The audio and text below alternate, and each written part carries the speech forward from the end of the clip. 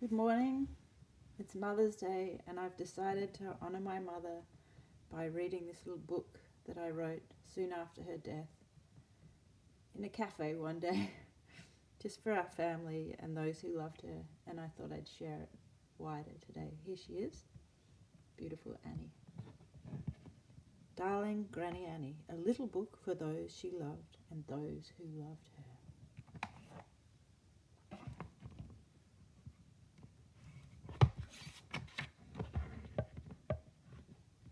You can see here, this is a symbol she loved, was a hot air balloon. And then here's some of those she loved. Her father Fred, her nephew Brett, Liz and Les, some friends, and Bogey, a dog. So those are all like the ones that she loved with her. A story made with love for Joey, Summer Sarchin, Paris Oscar, Mark, Mandy and Mark, Ian, Jan, Annie Jr., two Johns, Susie, and all those who loved our darling Grannie Annie. Love trace. There's a little wheelbarrow that she also loved. Once upon a time, in 10 or 20 or maybe 50 years from now, someone might ask, what was your Grannie Annie like? And I imagine your face will light up with a smile.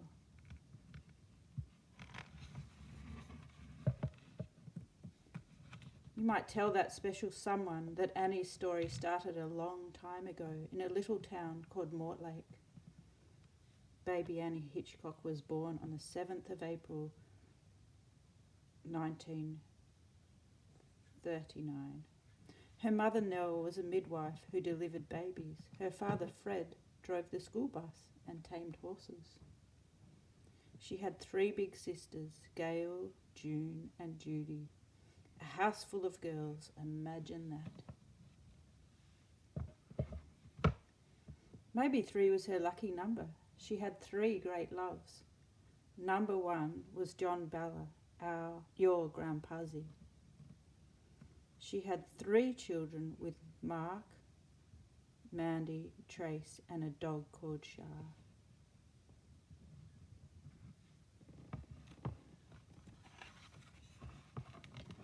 Her second great love was Johnny Sale, who she built a mud brick house with. Bogey Boy, Sammy Dog, Annie with a wheelbarrow, the hills of Beaufort, Liz and Les the ducks, and there's Johnny. Lots of friends came to help and enjoy their special place. Her third great love was Ian Stranick, who she travelled the world with and for. My love for you is so strong I would travel the world.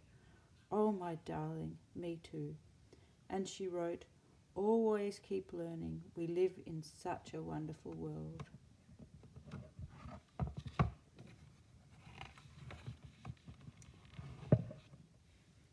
They had a great wedding celebration. Everyone was so happy for them and so inspired. There's Belle the dog. They gave speeches. Never give up on love. My mother fell in love and married at 70.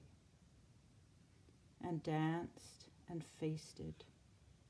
Thank you so much, Ian, for making our mother so happy.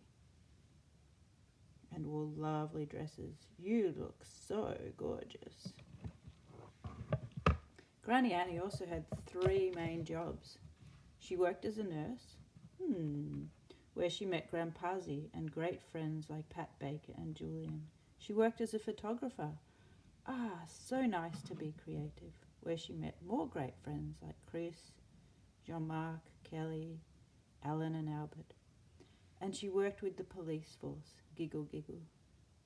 Is that a gun in your holster? Where, guess what? She made more great friends, like Lita.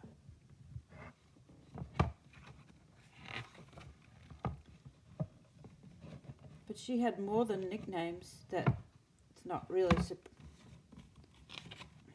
But she had more than 3 nicknames. That's not really surprising though, since you mostly get nicknames from people who love you, like Joey who called her talk-a-raucous because she talks too much. Talk, talk, talk, talk, talk. Quiet time now, Granny Annie. Good idea. Talk, talk, talk, talk, talk, talk, talk, talk, talk, talk, talk, talk, talk. And another nickname. The sugar pumper strikes again because Annie gave him plenty of sweet things, unlike his mother. She became well known as Galloping Granny, as she was often so busy rushing about from thing to thing and place to place, so fast it was tiring to even try to keep up with it all, unless you were Ian, and then you just galloped along happily beside her.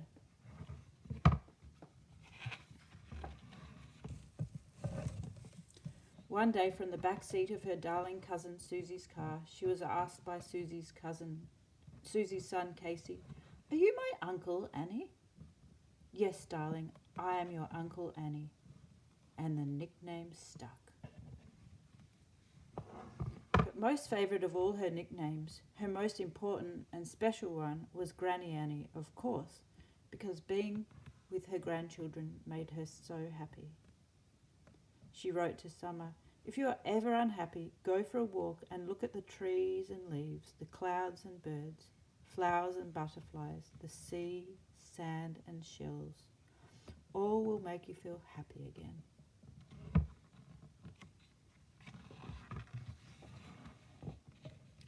She loved to show off with her friends about her grandchildren. "Oh, Paris, what a star, such a great actress. Oh, that sergeant, just like his darling dad, wonderful cricketer. Oh, Joey, so smart at chess, like his grandpa. Oh, Oscar, you should have seen his karate chops. Oh, Summer, I saw her on that monkey bar for so long."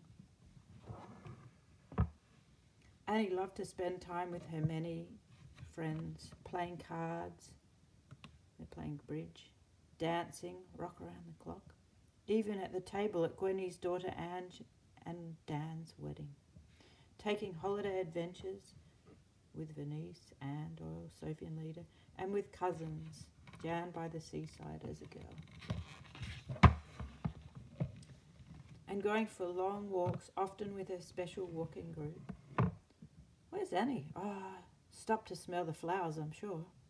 This is something she taught her children to do from when we were very young, walking to visit Mugdibala each week, but not just to smell them, to pluck them for Mugdi too, but only if there were plenty. If she wasn't stopped to smell the flowers, even though she had so many friends, she was often waylaid, making friends with strangers too. "Oh, your garden is so beautiful. Thank you. Here, have some of my lemons. Where's Granny?"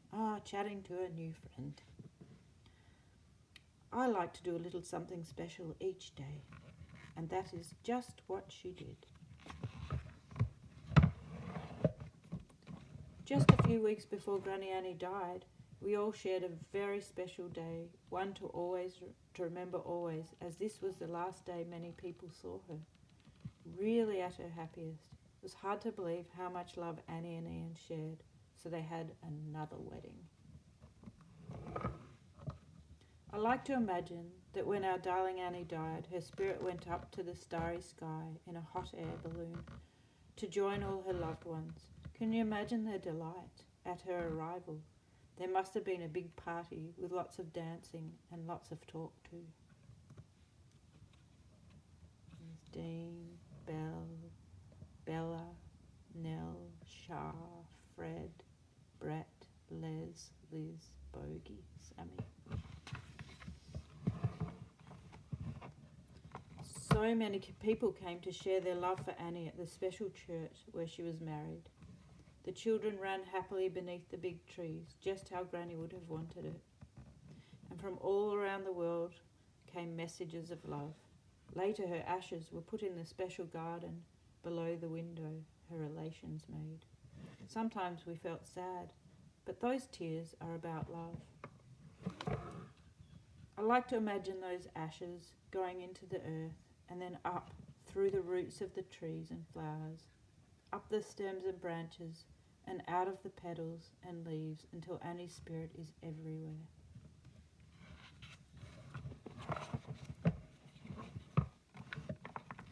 So next time you go for a walk, stop to smell the flowers, befriend a stranger, or find yourself surrounded by friends, you might think, I'm being just like Granny Annie.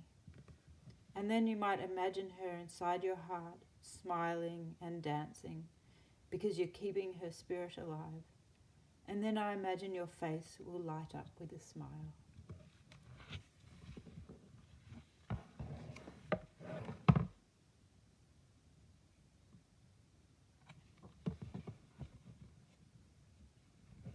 I hope that inspires some of you to make stories about your family as well. So thank you to my beautiful mum on Mother's Day, and enjoy the day remembering and honouring our beautiful mothers. Bye.